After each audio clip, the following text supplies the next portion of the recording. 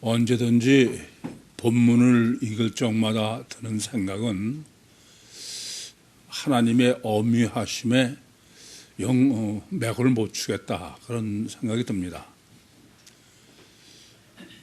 갈라디아서 6장 7절 말씀대로 하나님은 심는 대로 거둔다. 무엇을 심든지 그대로 거두시는 게 하나님입니다. 바울은 지독하게 교회를 핍박했어요. 그런데 본문 보시는 대로 그대로 거두고 있습니다. 이건 하나님의 창조의 법칙이고 자연의 법칙이에요. 콩 심은데 콩 나고 팥 심은데 팥 나지, 콩 심는데 팥이 날 수가 없습니다. 다만 하나님의 이러한 심은 대로 걷는다는 하나님의 법칙의 적용은 우리 생각과는 좀 다른 점이 있죠. 우리는 당장 심고 왜 당장 그대로 안 거두십니까? 그런 조급함과 조바심을 갖게 마련입니다. 저도 감옥에서 하나님한테 많이 대들었어요. 하나님이 살아계시면 어떻게 그게 어떻게 이렇게 놔둡니까? 이게 말이 됩니까 도대체? 저는 정말 울기도 하고 하나님한테 많이 대들었습니다. 왜 그때 심은 걸 그때 안 거두시냐는 거죠. 근데 하나님은 우리와는 생각이 틀리세요.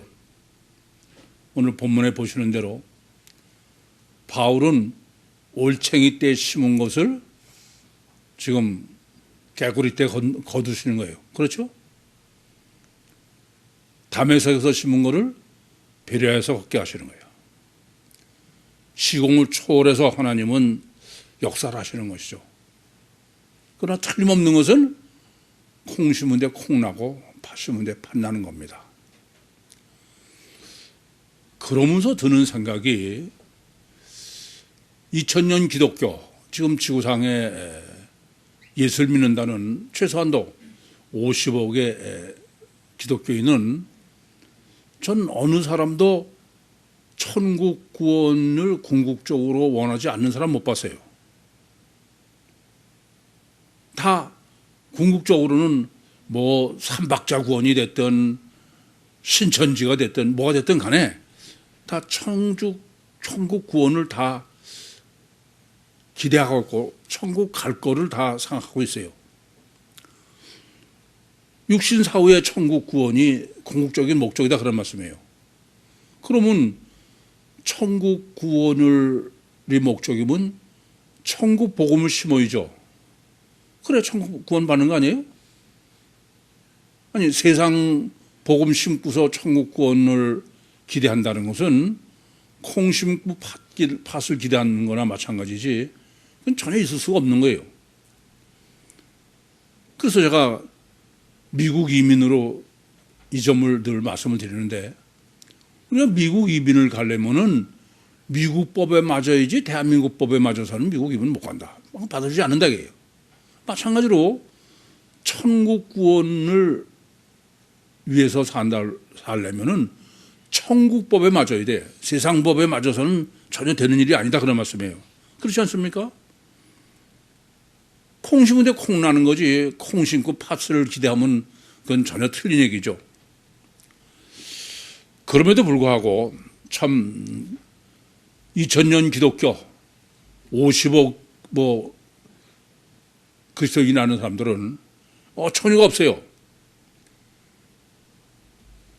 육신을 심고 육신의 일을 심고 그리고 천국에서 거두겠다는 거야.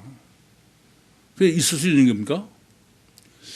갈라디아서 6장 7절 8절은 하나님은 심은 대로 거두신다. 그러면서 8절에 육체를 위해서 심는 사람은 육체로부터 썩어질 것을 거둔다 이겁니다. 근데 성령을 위해서 심는 사람은 영생을 얻는다 이거예요. 요한복음 3장 5절이죠. 근데 예수 피로 육신의 죄의 사함을 받고 자범죄, 그리고 육신이 이 세상에 있는 동안에 예수의 육신의 삶을 본받아서 제자 훈련으로 죄 안 짓고 자범죄 짓지 않고 거룩하게 살면은 천국 가겠다. 그것은 콩 심고 팥 거두겠다는 거예요. 안 그렇습니까? 전 아무리 생각해도 이게 잘못돼도 너무 잘못됐어. 아주 근본적으로 이건 도대체 이 사람들이 정상적인 사람일까? 그렇잖아요. 예수 피로 면죄부가 증거하듯이 이 땅에서 우리가 자범죄를 사함받으면은 천국 간다는 거야. 천국에서는 이 땅에서 우리가 고민하는 자범죄는 질래도 질 수도 없는데요. 미쳐도 한참 미쳤어요. 이게 한둘이 아니고 전 인류가 그래. 그러니 구유복음이 그게 지금까지 어떻게 여기까지 명맥을 유지해 온 것만도 참 신기해. 제가 볼 땐 그래. 안 그렇습니까? 그럼 왜 이런 콩 심고 팥을 거두려는 이런 문제가 왜 생겼을까? 이 근본은 왜 그러냐고요. 어떻게 그게 가능하냐고요. 그것은 가장 근본은 사람은 이중체이기 때문에 그래요.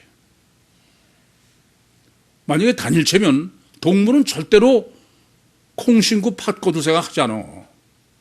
천사도 마찬가지예요. 천사도 절대로 콩 심고 팥 거두 생각 안 합니다.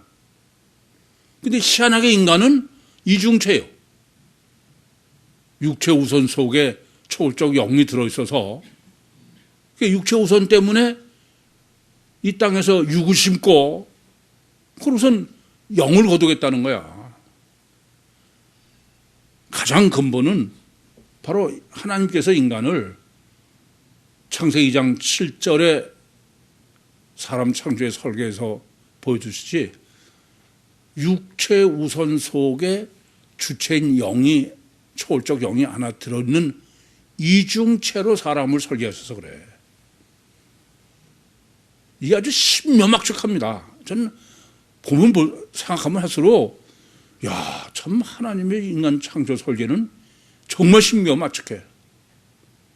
근데 이런 이중체로 인간을 창조하셨기 때문에 육체 우선 본능으로 육체 구원론으로 논리로 살면서 콩을 심으면서 거두기는 영의 구원을 거두려 드는 미친 짓을 하고 있다 이겁니다. 그래서 육체 우선 이중체 인간을 올바로 정립하는 문제는 어떤 것보다 절대야. 이것이 안 되면 다른 건 아무 소용이 없어요.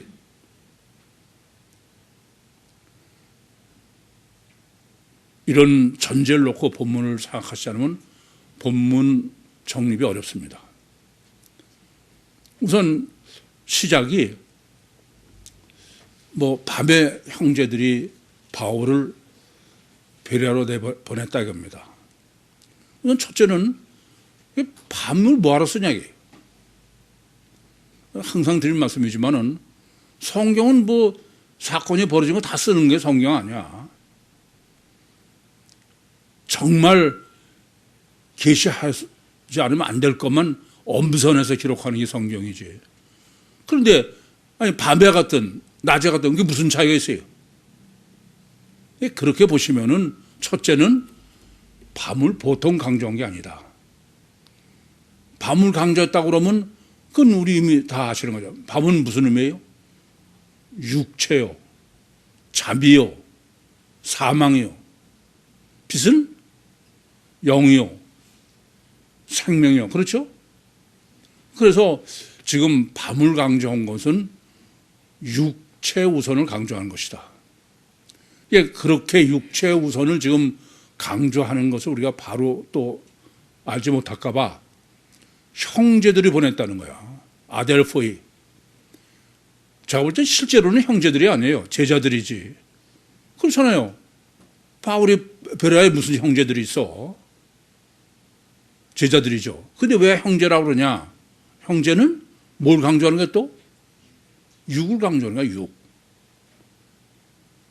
제일 첫 번째는 본문을 올바로 정립하기 위해서는 바울이라는 사람은 어떤 사람이냐?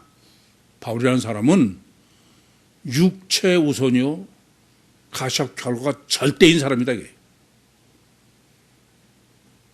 사실은 이게 참 심각한 문제는 뭐 어떤 사람이 뭐 성경적으로 위대한 일을 했다 그러면은 다른 건 다 무시하고 뭐 그 사람이 그냥 위대하다는 거야.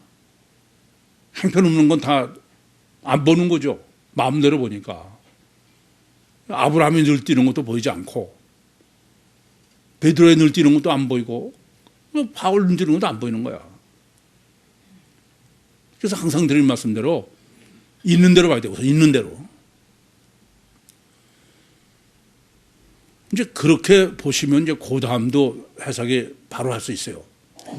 뭐냐면은 지금 형제들이 바울을 보냈다는 거예요. 이게 보냈다고 번역된 헬라어 원문이, 또 헬라어 말씀드려서 죄송한데, 원래 보냈다고 하면 펜포면 돼, 펜포. 근데 이건 엑스 펜포예요. 엑소도스처럼 보내되 엑스를 밖으로를 강조한 거예요. 어떤 의도냐 하면은 육체 우선여 가시학 결과만이 절대인 밤과 또 육의 관계가 절대인 형제, 이 사람들이 육을 엄청 강조하고서는 우선 바울을 그냥 보냈다는 게 아니고 바울을 강제 추방했다. 무슨 말씀이냐면 안 가려고 바동되는 거를 억지로 끌어냈다. 강조법으로 표현하면 그런 거예요. 이게 바울이 그냥 데살로니가서 핍박을 하니까 이거 안 되겠다. 그러고 걸어 나갔다는 얘기가 아니야. 형제들이 안 가려고 그래서 어거지로 끌어냈다. 그런 의미로 보셔야 된다. 마치 하나님의 영이 막고 예수의 영이 막아도 마게도니아의 막무가내로 머물러라고 하는 그 바울을 환상으로 억지로 마게도니아로 끌어내지 않았습니까? 집어로 남 못 줘. 여전하다게, 여전히. 아시아에서 마게도니아로 온 것으로 끝난 게 아니에요.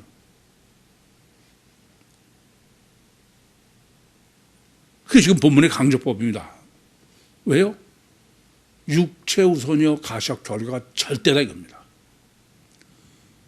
그렇기 때문에 왜 바울이 지금 고난을 당했을까? 제일 첫 번째는 육체 우선이요 가시학 결과가 절대인 인간은 고난은 필수야. 아주 필연적입니다. 이 점을 먼저 아셔야 돼요. 왜냐하면 하나님이 사람을 육체 우선 이중체로 창조하신 것은 목적은 속에 있는 영혼의 하나님과 화목이에요. 그런데 육체 우선은 전혀 불가능하게 하고 있는 게 육체 우선이야. 그러니까 육신을 입고 태어나면은 뭐 지가 선하든 악하든 아무 상관없어. 고난은 필수다 이게. 그냥 필연적인 거야. 그래서 욥기 5장 7절도 인생은 고난을 위해서 난 거예요. 여러분 이거 꼭 아셔야 돼. 제가 보면 정말 한심한 게 뭐 잠깐 뭐 좀 육체 편하다 그래서 무슨 행복이에요? 그런 게 어디 있어. 고난을 위해서 태어난 거야. 아예. 그래서 예수님께서도 요한복음 5장 27절에 인자됨을 인해서 심판하는 권세를 주셨다. 하나님이 육신을 입고 오시는 것은 그건 고난이에요. 필연이기 때문에 그래서 그 대가로 모든 걸 다스리는 판단한 권세를 주셨다고 그런 거예요. 그러니까 육체 우선의 가시학 결과가 절대라 아시아의 막무가내로 머물라고 그러던 바울이 기껏 하나님이 가라고 그래서 억지로 강제로 끌어다가 마게도니아 놓으신 데가 빌립보인데 빌립보에서 아니 귀신에 쫓치고서 그래서 잔뜩 얻어맞고 감옥에 갇힌 거예요. 여러분 꼭 아셔야 되는 거는 우리 무슨 잘못된 생각을 하냐면은 내가 무슨 육적 고난을 당하면은 내가 무슨 죄 때문에? 아니 그럼 어떻게 그걸 해석해? 바울이 죄를 져서 얻어맞고 감옥에 갔습니까? 성경이 말하는 거는 육체를 입고 태어나면 그건 고난은 필수야죠. 틀림없이 고난이 있어야 되는 거를 그걸 뭐 열이 빠지고 졸이 빠지려고 그러느라고 궤도 군역도 다 잃는 거야 사실은. 데살로니가서 마찬가지예요. 데살로니가서 지금 바울은 예수 부활을 증거하고 가르쳐. 근데 핍박하잖아요. 고난은 필연적인 거지 무슨 죄를 져서 그런 거 없어. 그것부터 전혀 생각이 바뀌어야 돼요. 이렇게 해서 그 데살로니가에서 막무가내로 버틸라고 그러는 바울을 억지로 끌어내서요. 추방해서 지금 베레아로 온 겁니다. 베레아로 왔는데 유대인의 회당을 지금 찾아간 거예요. 제 표현으로는 회당 찾아 산말리야. 그러니까 아시아에서 마게도니아 올 때는 빌립보 찾아 산말리죠.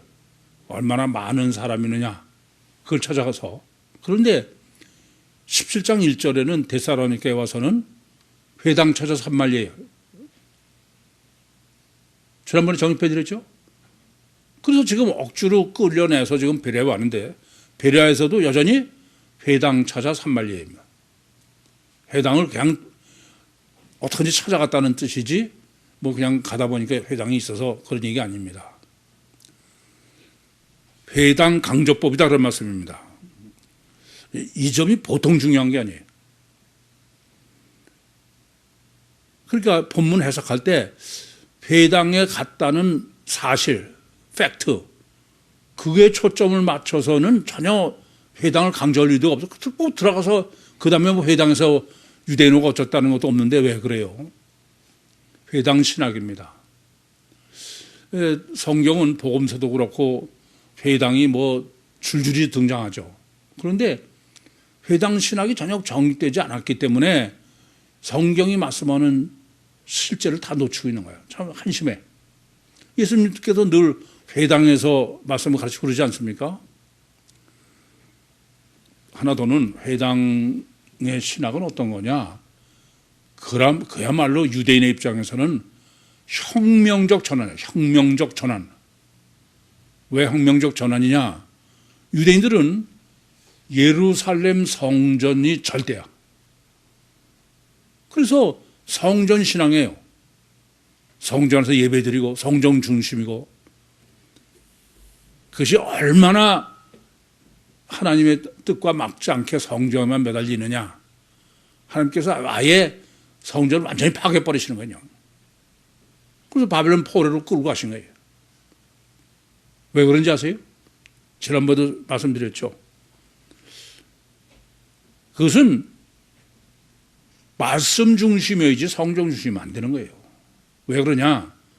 예수님께서 요한복음 5장 39절에 말씀하신 것처럼 너희가 영생을 얻기 위해서 성경을 상고하거니와 그 성경이 계시한 게 바로 예수님이다. 메시아다 이겁니다. 근데 성전 신앙으로 있는 한은 우선 첫째는 성경 중심이고 성전이 영원히 있겠다는 생각 때문에 메시아에 대한 생각을 전혀 안 하는 거야. 그래서 성경을 없애버리는 거예요. 지난번에도 말씀드렸지만 그러니까는 성전이 없고 이제 바벨론 포로로 갔으니까 안식일마다 지들끼리 모여서 첫째 이제 하나님과만 교제하던 게 이웃과 교제가 되는 거고 두 번째는 그때서 이제 성경을 보는 거예요. 성경을. 하나님께서 성전을 파괴하고 완전히 없애버리는 가장 중요한 것은 말씀 중심으로 해야 돼요. 말씀 중심으로 하지 않으면 메시아 대망 사상은 없는 거예요. 그래서 지난번에도 그전에도 말씀드린 게 바로 유대인들이 바벨론 포로로 가서 그때 이제 메시아 대망 사상이 시작됐다.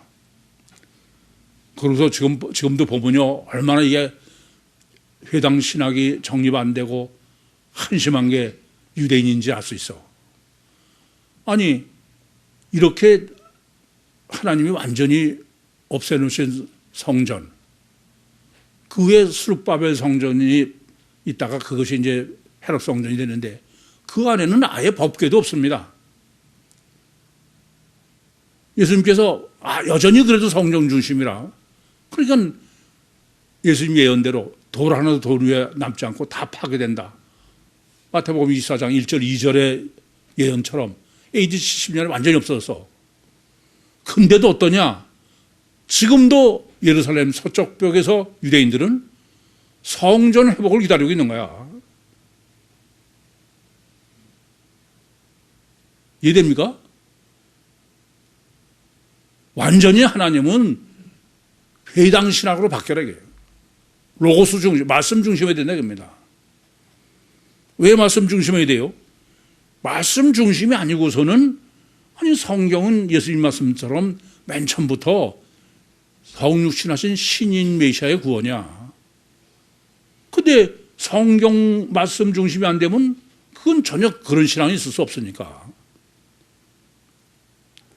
그래서 육체 우선 이중체인 신인 메시아, 그것을 말씀으로 정립해야 되는 거예요. 지난번에도 말씀드렸지만 성경을 본다고 해도 여전히 맹신약, 문자적으로 성전신앙처럼, 중심처럼. 그러니까는 보고 싶은 것만 보니까는 단일체의 불사조의 메시아를 기다리는 거죠. 그래서 예수님께서 누가복음 4장 16절서부터 18절의 말씀대로 자기 규례대로요.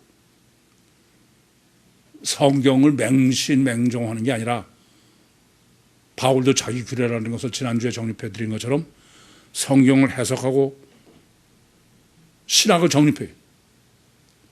그럼 어떻게 되느냐?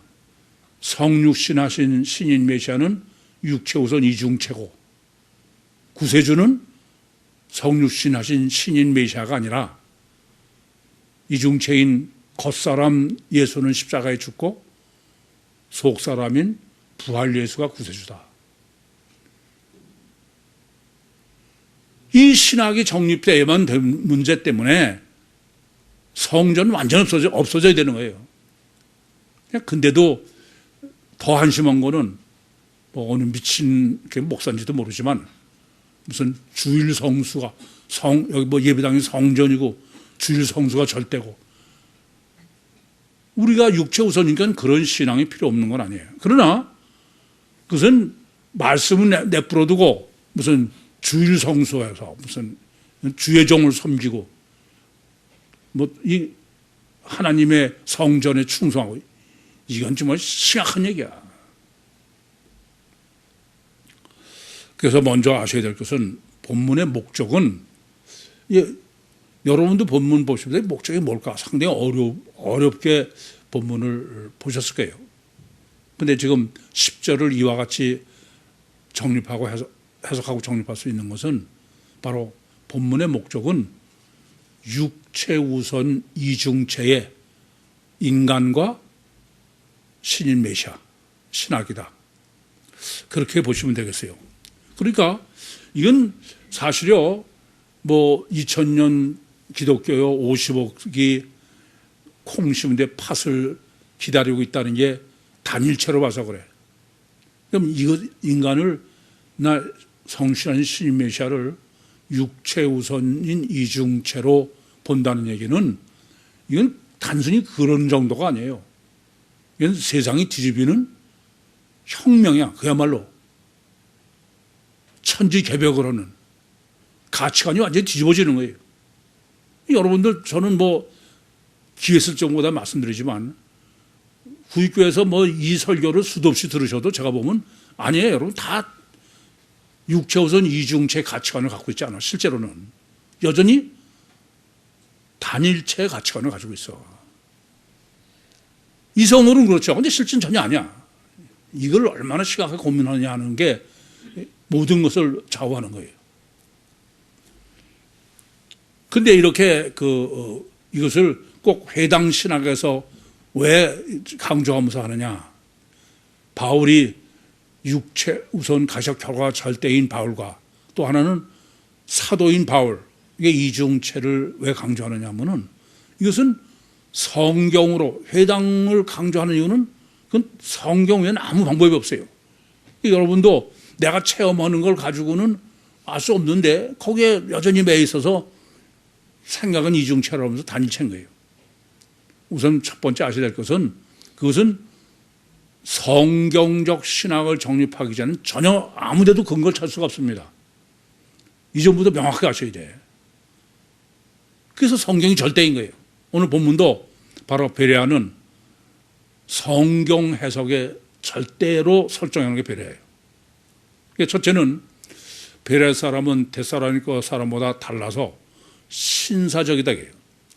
전 이 신사라는 말은 헬라어 원문으로 보고도 그렇고 우리나라 말로 보고도 아주 놀라요.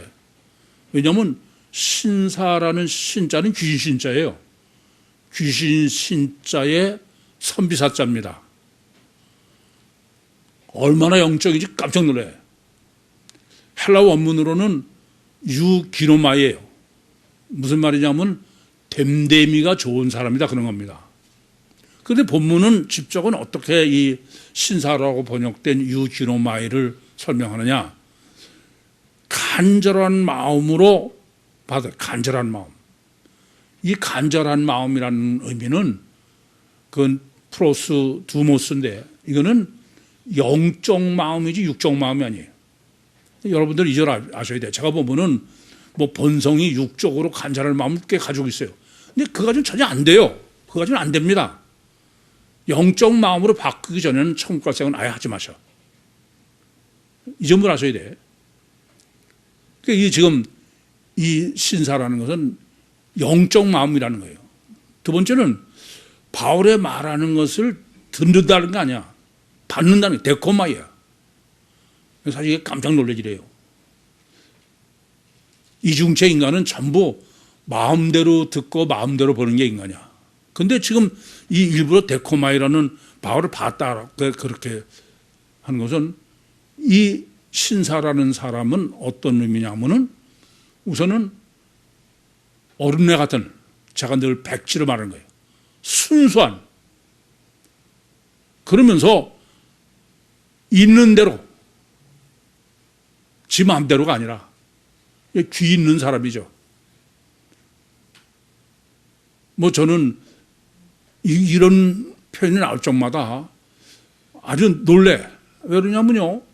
여러분한테 저는 뭐 지금 30년 동안 1500여 회에 딱 하나를 설교를 하는데 여러분들 이미 수천 번 들은 거야. 근데도 아니에요, 여러분. 그게 얼마나 놀래. 뭐 여러분 다 듣고선 뭐 어디 가서 구유보민 척하지만 실제는 전혀 아니더라고요. 아까도 말씀드렸지만 여전히 단일체 지중체가 아니야. 그런 측면에서 이 신사, 그러니까 신사는 어떠냐면 영적의 이래, 귀신 신자. 우리나라 말로도 이해돼요? 한자로도. 한자는 영적인 게 너무 많아. 그러면서 그것을 아주 뒷받침하는 게 날마다 성경을 상고한다는 거예요. 상고로 번역된 헬라어가 또 죄송합니다. 아나크리노입니다. 크리노라는 단어는 오이다, 분별하다보다 강한 거예요. 크리노는 재판하는 거야. 판단하는 겁니다. 근데 분별하되 상당히 강력한 크리노를 썼는데 거기에 아나를 쓴 거야. 천국, 영적으로 판단하고 분별한다 그런 말입니다. 그러니까 지금 이 신사라고 표현된 이 사람의 분별력은 어떤 거냐 하면은 일부러 이렇게 어린아이 갖고 있는 대로 봤다 그러면서 영적이라는 말은 뭐가 영적이냐? 우리는 영적으로 뭐 한다 그러면 무슨 영설이나 방언이나 그러면 그게 영적으로 알아. 천만에요. 영적이란 하나님은 지혜의 근본이야. 이성적이요, 합리적이요, 논리적이요, 객관적인 거지. 무슨 아무도 모르는 그게 영적인 게 아니에요. 그건 전혀 잘못하시는 거야. 그러니까 이 사람이 지금 이 베레아 사람들이 성경을 해석하고 상고하는 것은 이렇게 영적인 기준, 영적으로 분별해서 그렇게 보는 사람들이 되게 아주 놀랍죠. 그러면 당연히 코끼리죠. 그래서 지난번에도 말씀드린 것처럼 성경을 올바로 정상적인 이성을 가지고 분별하고 보면은 성경은 첫째, 이성적이요, 합리적이요, 영적이려면은 통일성이 돼. 처음부터 성경 말씀이 창세기 1장 1절부터 계시록 22장 21절까지 모순되면 안 됩니다. 이게 지금 상고한다는 표현은 모순 없이 통일성으로 성경을 해석하고 본다는 의미가 돼요. 두 번째는 이렇게 영적이요 하나님이 한 것을 본다는 얘기는 분별은 유일 하나일 때까지 절대 둘이 답인 건 그건 하나님 생각에 미치지 못한 거야. 이게 벌써 둘이면 이게 어느 게 모순인가 끝까지 하나까지 따져야 돼. 세 번째는 원인론에서 이래요. 인간은 어떤 사람도 원인에서 못 봐요. 그건 오직 성경밖에 없어. 영적으로, 그도 오직 성경밖에 없습니다. 여러분, 제가 이걸 누차 말씀드려도 인간은 다 가시적 결과 기준이지 원인은 전혀 불가능해. 이러기 쉬워요. 우리는 인간은 가시적 결과만이 절대임에도 불구하고 이제 원인은 사실은 짐작을 하는 거예요. 그래서 여러 가지 과학이라는 게 많은 가설을 정해놓고 실험해봐서 요게 원인일 거다. 그래서 실험해봐가지고 몇백 개, 몇천 거를 해보다가 어느 게 딱 그 원인을 짐작한 게 결과로 나온다. 그러면 그때부터 인과율의 법칙, 원인에서 결과에 가는 법칙으로 정리하는 거예요. 그러니까 우리는 과학을 보면 마치 과학이 맨 처음부터 원인을 안 것처럼 착각해. 그래서 제가 기독교를 고발한다의 첫 챕터로 과학이 과학적이냐 이게요. 성경이 중요한 거는 이건 성경은 주저함이 없어. 성경과 하나님 외에는 원인을 먼저 아는 사람은 아무도 없다 이겁니다. 그리고 아나크리노는 신본이다 이거예요. 우리는 신본으로 해석한다 그러면 자꾸 무슨 희한하게 해석하는 줄 알지만 천만에요. 그것이 완전한 과학이야. 그렇게 해서 지금 그 본문의 의도대로 성전을 완전히 파괴하시고 그러고선 회당 신학으로 말씀 중심으로 그렇게 하신 것은 본문 지금 베레아 사람으로 신사, 귀인 듣는 신사 또 성경을 상고하고 그것만 가지고 되는 게 아니야. 육체 우선 가시적 결과가 절대이기 때문에 육체를 부인해야 돼. 왜냐? 아무리 그렇게 해도 성령 역사 없이는 안 됩니다. 성령 역사는 육체 부인하지고는 전혀 안 되는 거예요. 그 오늘 본문에서는 이방인, 헬라의 귀부인들 또는 남자들 이 말이 무슨 뜻이냐면은 육체를 부인했기 때문에 성령의 역사를 하셔서 믿었다 이겁니다. 다시 한번 말씀드리지만 하나님이 인간을 육체 우선 속에 영을 안에 이렇게 창조하신 것은 이따 강의 시간에 맞아 정립해 드릴 문제입니다만은 그것은 인간의 주체는 영이에요. 근데 그 영이 영의 역할을 하는데 절대적 조건은 육이 죽어야 되는 거야. 그렇기 때문에 전혀 불가능해. 육이 죽지 않고 한 데는 그건 육하고의 교제지 영하고는 안 되는 거예요. 그건 마귀가 하는 거지 성령이 하시는 게 아닙니다. 그래서 본문도 지금 이렇게 육체 우선요 이중체의 신인 메시아를 지금 이 베레아 사람들이 바울의 설명을 듣고 믿었다 이겁니다.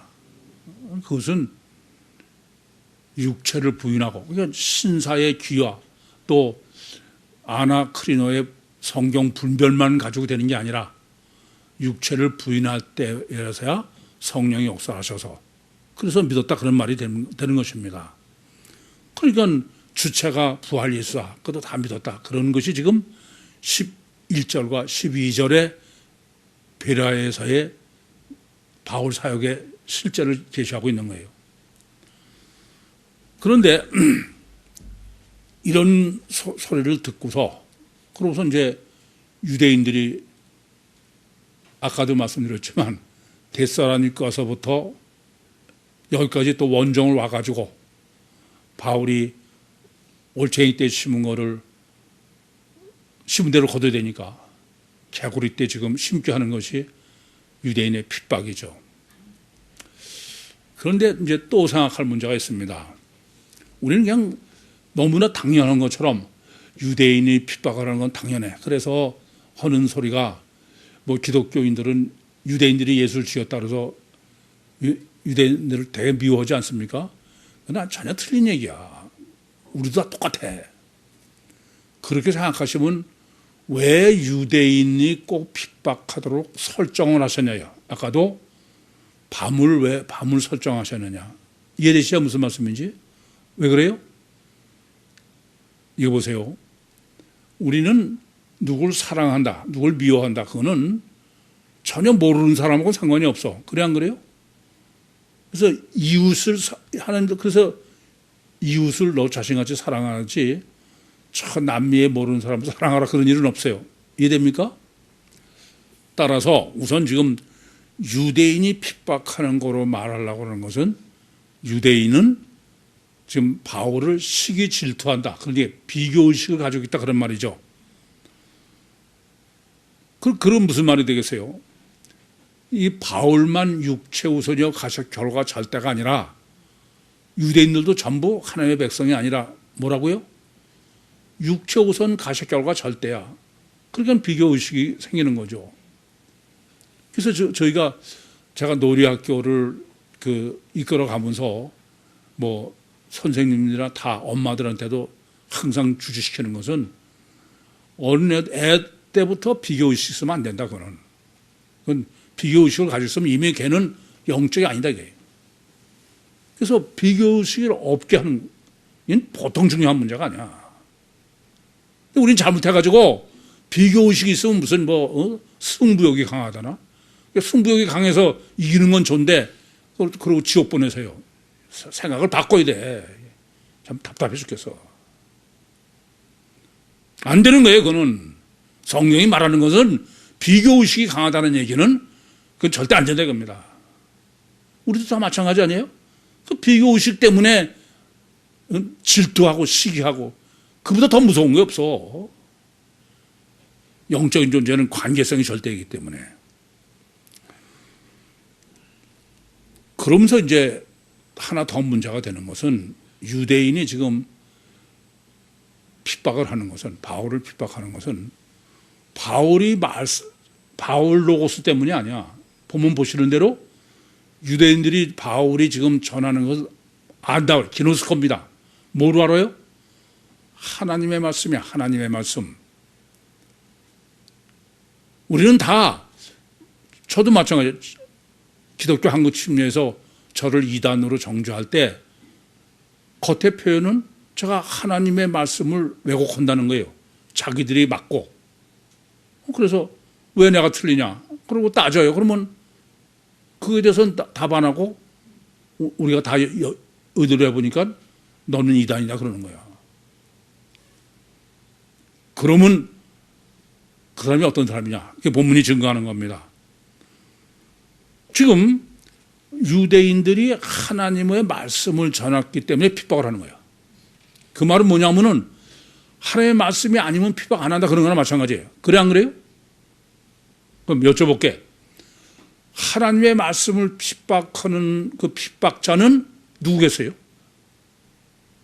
아니 본문에 유대인들이 지금 바울이 전하는 것이 하나님의 말씀이 아니기 때문에 핍박한다는 게 아니야. 바울이 하나님의 말씀을 전하기 때문에 핍박하는 거예요. 아시겠어요? 그럼 하나님의 말씀을 핍박하면 핍박하는 자는 누구야? 그 마귀야. 이해됩니까? 이 점을 명확하게 아셔야 돼. 사람들은 자꾸 왜 구유복음이 진리면은 전혀 잘못하시는 소리야, 그거는. 그래서 마태복음 10장 17절로 18절도 예수님께서 너희가 내 이름으로 복음을 전할 때 그때 총독이며 이런 사람한테 핍박을 받으면은 네가 전하는 복음이 맞다게. 그게 증거다 이게요. 핍박을 받으면은 증거다 이게요. 마귀가 핍박해야 그게 성령의 말씀이지 마귀가 그래 맞아 그러면 그것은 마귀 복음이다. 이해됩니까? 무슨 말인지. 참 복음인 것을 증거하는 거예요.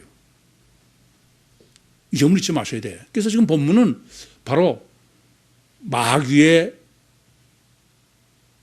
열심이야. 특심한. 그게 바로 데살로니가서부터 배려할 거죠. 하는 거예요. 이거는 마귀적 열심이 아니면 올 수가 없어. 무슨 바빠로 그렇다고 데살로니가서 엮어지 와. 그러면 어떻게 되느냐? 그럼 바울도 다메섹까지 가서 할 때는 뭐였었어요? 마귀인 거야. 이해됩니까? 제가 지금까지 복음을 전하다 보면은 진짜 참 복음을 전하면은 상대방이 틀림없이 이단이다 그래도 정죄하지 않아요. 왜요? 그럼 하나님 하시기에 놔두는 거야. 그런데 마귀들은 아니야. 목숨을 걸고 때려잡으러 들어. 그건 마귀야. 그래서 성경 뭐라고 그래요? 왼수 갚는 것을 하나님한테 맡겨라 이래요. 네가 왼수 갚으러 들면 그건 마귀다 이겁니다. 아시겠습니까? 근데 우리는 거꾸로 생각하는 거야. 이 점을 좀 많이 생각해야 돼요. 그럼 왜 이렇게 하나님께서는 복음을 바로 전하면은 그러면 핍박을 받게 하느냐? 왜 그래요? 육체 우선 가식하고 잘 때는 반드시 죽어야 되기 때문에 그것을 벗어버리기 전에는 그건 절대 안 된다 이겁니다. 이 점을 깊이 아셔야 됩니다. 왜냐하면 주체는 속에 있는 영이에요. 다시 한번 생각해 보셔. 육체 우선 속에 초적 영이 들어있어. 그리고 하나님이 화목할 대상은 육체가 아니고 속에 있는 영이에요. 그럼 영하고 화목화 하려면 어떻게 해야 가능해? 육위를 부셔버려야 돼. 그러기 전에는 그건 절대 안 되는 거야. 그래서 아무든지 나를 따르면 자기를 부인하고 자기 십자가를 지고 나 쫓아라는 거예요.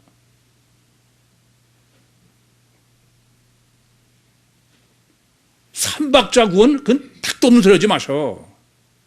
여러분들 은 마찬가지야.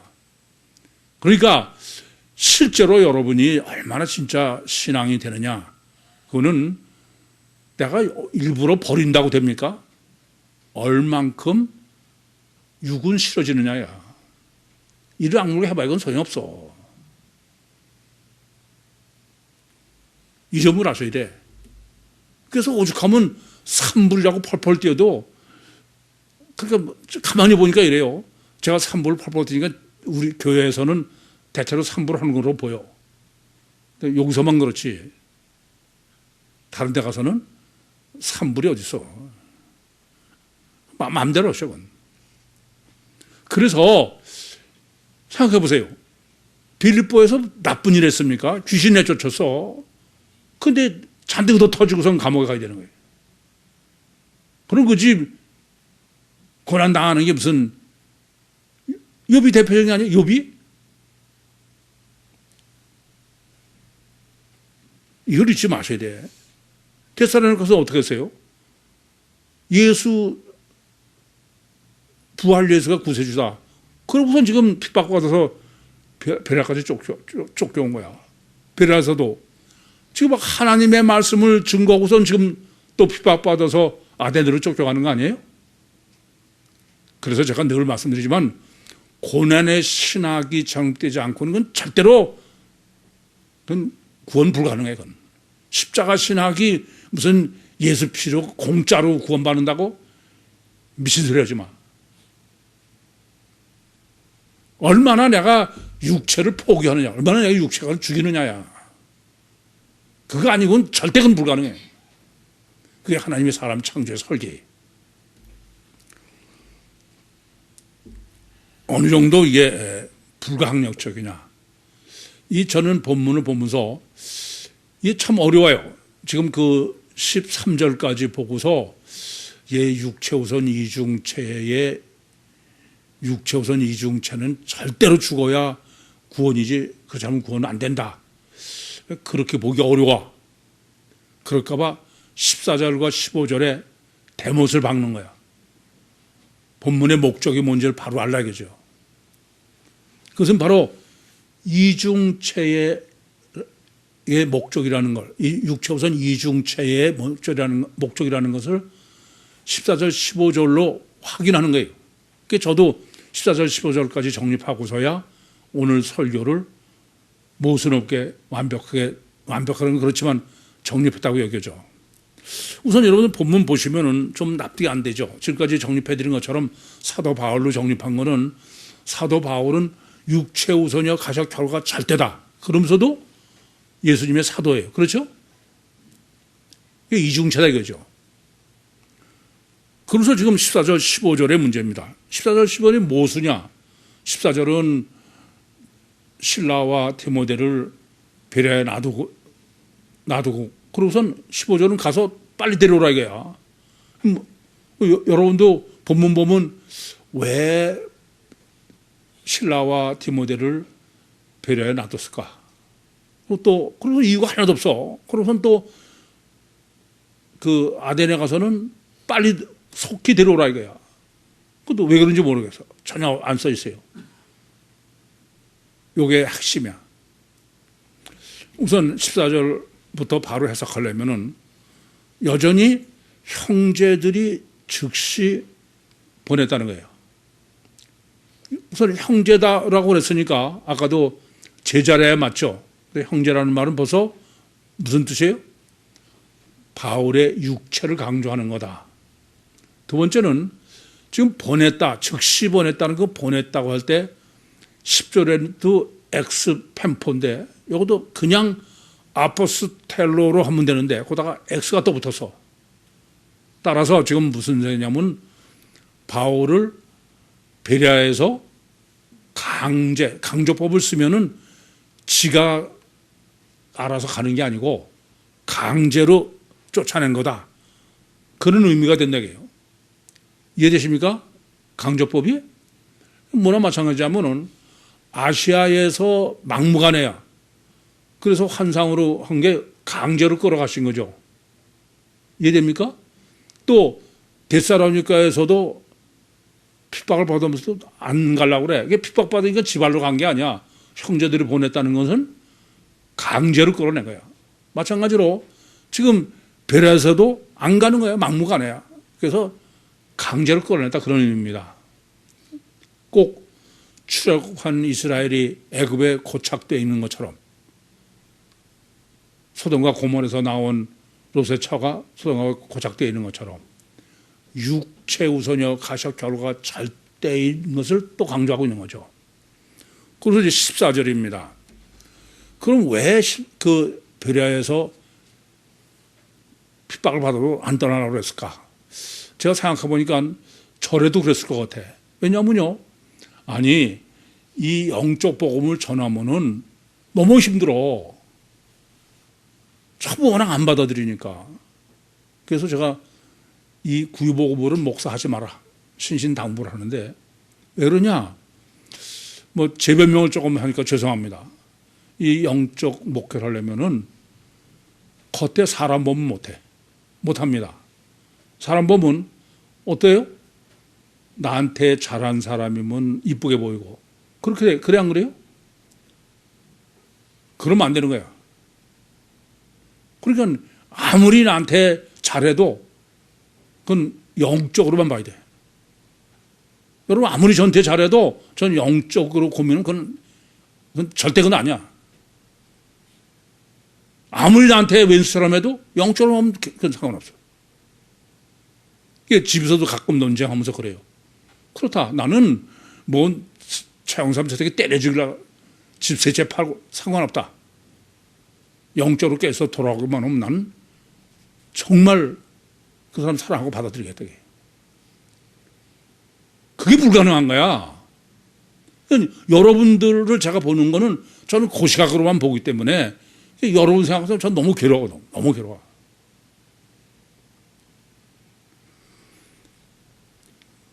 근데 지금 본문 어떠냐? 아니, 귀 있는 사람이야. 말씀하는 대로 그대로 받아. 신사예요. 그런데다가 성경도 아나크리노야. 그리고 자기를 부인하고선 성령의 역사로 말씀 믿어. 아우, 거기서 절에도 야, 나 여기서 교회 세우고 나 여기서 목회하겠다. 그러지 안 그러겠어요? 여전히 육체 우선이요 가셔 결과가 절대이긴 막무가내다. 그래서 형제들이 강제 추방을 한 거야. 그게 14절입니다. 그러니까 14절에 디모데와 실라와 디모데를 베레아에 남겨놨다는 소리는 뭐냐면 바울이 몸은 지금 억지로 강제 추방을 해서 아덴으로 갔지만은 마음은 베레아에 지금 묶여 있다 이겁니다. 마치 아세아에서 빌립보에 갔지만 마음은 여전히 아시아에 있기 때문에 의도 터지고서 감옥에 들어가서야 마음을 가져왔잖아요. 그러면 이제 15절은 답이 다 나왔어. 뭐예요? 그렇게 생각했는데 아덴에 가보니까 하나님의 뜻은 아덴이구나. 그래서 10절에서 보냈다는 것은 엑스펜포예요. 펜포라는 건 물리적으로 그냥 보냈다는 겁니다. 그런데 본문에서 내어보냈다고 번역된 것은 엑스 아포스텔로입니다. 사명을 주어서 보냈다 그런 거예요. 이게 뭐냐면 사도의 아포스톨로스가 바로 이 단어예요. 그러니까 사도로서의 사명지는 어디다? 아덴이다 이거예요. 그때 가서 안 거야. 그래서 실라와 디모데를 데려오라 이거예요. 빨리 속히. 그 말은 마음도 이제 베레아를 잊어버리고 온 거죠. 그러면서 이것이 바울의 어떤 면을 지금 마지막으로 강조하려고 그러냐. 아까도 말씀드렸지만 14절은 원인이에요. 그러니까 14절에서는 바울은 자기가 아덴으로 가야 되는 필연성을 모르는 거야. 이해돼요? 무슨 말인지? 그러니까 안 가니까 억지로 끌어낸 거죠. 근데 아덴에 와가지고서는 아는 거예요. 아, 하나님은 베레아가 아니고 아덴인 줄을. 이해됩니까? 무슨 말씀이냐? 바울은 육체 우선이요 가셔 결과가 절대야. 인간은 다 결과에서 아는 거지 원인에서 아는 사람은 없다 이겁니다. 이해됩니까? 이제 와보고서야 아하 그런 거야. 원인에서 알 수 있는 것은 하나님과 성경밖에 없어. 그래서 제가 기독교를 고발한다에 첫 챕터로 과학이 과학적이냐. 얼른 여러분 과학을 보면은 인과율의 법칙으로 돼 있으니까 맨 처음부터 원인을 아는 것 같지만 아니에요. 이 세상에 어느 누구도 원인을 먼저 아는 사람은 없어요. 이것은 여러분의 가치관에 보통 중요한 게 아니야. 그래서 내생명운동이고 구유복음은 온전히 성경으로만 해야 돼. 원인론으로는 그 외에는 아무 방법이 없어. 그래도 여러분은 안 받아들이는 거야. 받아들이는 것 같아요? 아닙니다. 기준은 뭐예요? 결과야. 내생명운동도 해보면 뭐 이따가도 그럽니다만은 뭐가 어떻게 해서 좋아졌어? 그러면 이제 그리고 그거 하는 거지. 그래서 제가 안 됩니다. 이건 정립하지 않으면 그건 절대 아니다. 그래요. 아무리 여러분이 부교에 30년 나와도 그건 아니야. 이건 잘못하시면 안 돼. 거기에 성령만이 역사하시네. 그래야 완전한 과학인 거야. 그래서 이 베레아 사람들은 날마다 성경을 상고한다는 거야. 이건 참 얼마나 절대의 문제예요. 아니 육체 우선 이중체도 성경 아니고는 그건 절대 불가능해. 영이 실체, 성경 아니고는 전혀 불가능한 거예요. 원인론적 과학, 성경 아니면 전혀 불가능한 겁니다. 그런데 그렇게 여러분이 이성적으로 성경을 깨닫고 받아들였다고 해서 실제로 여러분들이 육체 우선 이중체의 가치관을 갖느냐, 영이 실체라는 게 실제로 되느냐, 원인론이 실제, 그건 절대 안 돼. 제가 늘 말씀드리지만 이성으로 내가 깨달은 것과 그것이 실제 내 가치관으로 되는 데는 굉장한 거리가 있어요. 그래서 바보처럼 하라고 해도 말 안 들어. 가치관의 혁명은 이성으로 해서 되는 문제가 아닙니다. 제일 첫 번째는 신론으로 성경 꼭 읽어야 돼요. 제발. 여러분이 자범죄로 재산 봐서 천국 가려고 그러면 안 괜찮아. 그런데 정말 하나님과 인격적 화목으로 천국원이라고 그러려면은 신론으로 안 읽고 갈 생각은 꿈에도 하지 마셔. 아니 내가 신랑하고 결혼한다면서 신랑이 누군지 몰라도 난 상관없다. 그거 갈 수 있어요? 천만에. 그건 절대 못 가. 그건 절대 못 가요. 내가 신론으로 읽고도 알까 말까 한데. 그게 실제가 되는 게 그렇게 간단한 얘기가 아니야. 두 번째는 고의하셔야 돼요. 상고가 뭐예요? 신론으로 읽으라고 하는 것도 신론 읽으면서 수식을 치면 자꾸 생각하는 거죠. 신랑 대신 하나님을 아는 거고, 그리고 코의로 늘 매일, 우리는 성경을 매일 읽으면 아는 것 같고 모르는 것 같던데, 그렇게 해서 그게 완전히 내 가치관이 돼야 돼. 내가 아무리 뭐 터져라고 얘기를 해도 저는 다른 기준 하나도 없어요. 여러분들이 어떻게 하면 천국 가게 하느냐, 그밖에 난 기준이 없어. 그래서 그때 펄펄 뛰어도 너는 지져라. 참 아주 제가 그냥 완전히 돌아버리겠어요.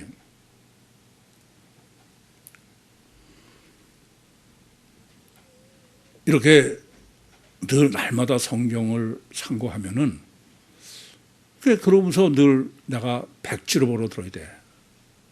신사의 귀를 가져야 되고 또 성경을 영적으로 봐야 되고 그러면서 그거 가지고 안 돼. 성령이 역사하셔야 돼. 항상 매일 성경을 보시라는 거는 참 놀래요. 어느 순간 하나님이 역사하셔. 뭐 지난주에 이런 일이 있었어요. 오늘 이 설교를 하려고 해서 그런지 모르겠습니다만은 지방에 계신 어느 분을 제가 몇십 년 동안 늘 그분은 정말 아주 순수한 분인데 그야말로 정의감에 불타있는 사람이야. 그냥 불을 보면 못 참어. 그래서 제가 그건 아닙니다. 그러면서 천국구원을 사모하는데 그래도 안 들려 그게. 몇십 년을. 그러더니 지난주에 느닷없이 전화가 왔어. 그러니 성경에 하나 질문이 있어서 왔대.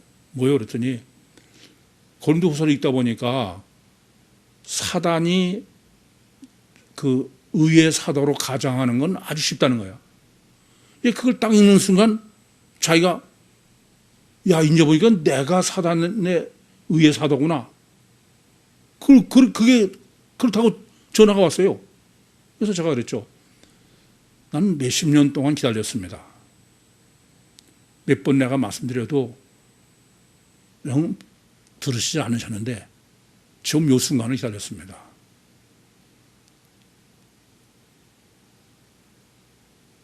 그게 문제가 아닙니다. 사단은 바로 정의의 사다로 정의사회 구현단? 정의로운 대한민국? 그건 아닙니다. 그렇게만 얘기했는데 그분이 성령이 역사하신 거죠. 전화되고 막 펑펑 우셔. 제가 이렇게 완악한 놈이라는 걸 인지 알았다는 거예요.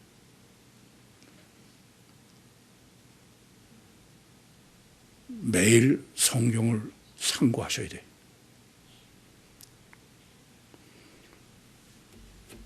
그래서 갈라디아서 6장 7절 8절 말씀처럼 늘 성경을 읽으셔야 성령으로 심고 영생을 거둬요. 인간은 워낙 육체가 강하기 때문에 제 개인적 경험은 그렇습니다. 그렇지 않으면 나도 모르게 육체를 심어. 그러면 그건 썩어질 육체밖에 못 거둬. 혹시 다른 사람이 보고 부러워할지는 모르죠. 부자 될 수도 있고 출세할 수도 있어. 그러나 천국은 포기하셔. 성령으로 심어야 천국의 영생을 거둔다는 이 심은 대로 거두는 어미하신 하나님의 법칙을 명심하셔서 이 땅에 있는 동안에 성령으로 입으시고 심으시고 천국에서 영생을 거두시는 구유 모든 식구들이 되시기를 간절히 소원합니다. 기도하시겠습니다. 살아계신 아버지 하나님, 은혜와 사랑을 감사합니다. 죄를 구원하시기 위해서 육체 우선에 이중체로 설계하시고 창조하신 주님, 이제 여기까지 인도하시고 말씀하시고 깨닫게 하셨사오니 더욱더 성령으로 역사해 주셔서 육체를 부인하고 심령으로 주님을 신랑으로 모셔드려서 천국의 영생을 거두게 하여 주시옵소서. 예수님의 이름으로 기도하옵나이다. 아멘.